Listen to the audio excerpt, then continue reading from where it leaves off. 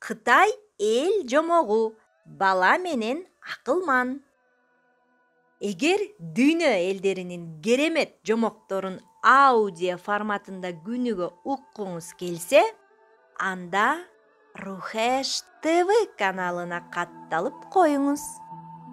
Күн жаркый тийген жакшынакай күндөрдүн биринде акылман арабасында адатынча ойлуу бараткан. Бир маалда аттар күтүүсүз токтоду. Акылман баш көтөрө берип, жол ортосунда баткактан шаар куруп ойноп отурган баланы көрдү. Балада арабаны байкаганы менен жолду бошото турган түрү жок. Акылман балага кайрылды. Балакай, сен менин арабама жол бошоткун келбейби эмне? Бала төмөндөн жогоруга көз жүгүртүп, чоң кишилерче токтоо жооп бергени. Мырза, бул менин колумдан келбей турган иш. Көрүп турбайсызбы? Шаар куруп жатканымды. Ал эми шаар чеби арабага жол бербейт. Араба калааны айланып өтүшү керек. Мындай жооп акылманды таң калтырды. Ал арабадан түшүп, балага жакын келип, мындай деди. Балам, сен эрте эс тартыпсың. Бул мени абдан кубандырат. Кубангыдай эмнеси бар?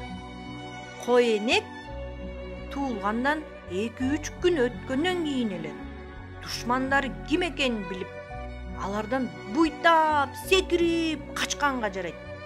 А мен четиге чыктым. Ушул убакытта аркы беркини түшүнбөй эмне болуптурмун? Жылмайган акылман кайра сурады. Мен сага бир нече суроо берсем болобу?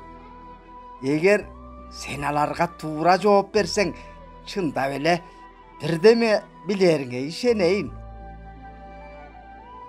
Жооп бергенге даярмын. Суроолоруңузду бере бериңиз. Кайсы оттун түтүнү жок? Кандай сууда балык болбойт? Кандай тоодо таш болбойт? Кандай даракка бутак өспөйт? Билесиңби буларды? Бала ойлоно түшүп жооп берди. Күндүн күйүшүндө түтүн болбойт. Булактын суусунда балык жок. Чөлдөгү кум дөбөлөрдө таш болбойт. Куураган даракка бутак өспөйт. Бали.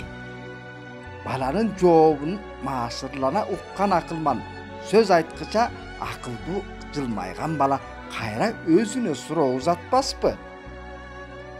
Мен да сизге 1-2 суроо берсем болобу? Бере кой, берсең бер. Бирок бир шарт менен. Эгер сиз менин суроомо жооп бере албай калсаңыз, анда шаарымды айланып өтөсүз. Мен макулмун шартыңа. Айтыңызчы, асманда канча жылдыз бар? Балам, сен эмнеге капкайдагы бизден алыс нерселерди сурайсың? Жакын каралыктагы нерселерди сурасаң боло.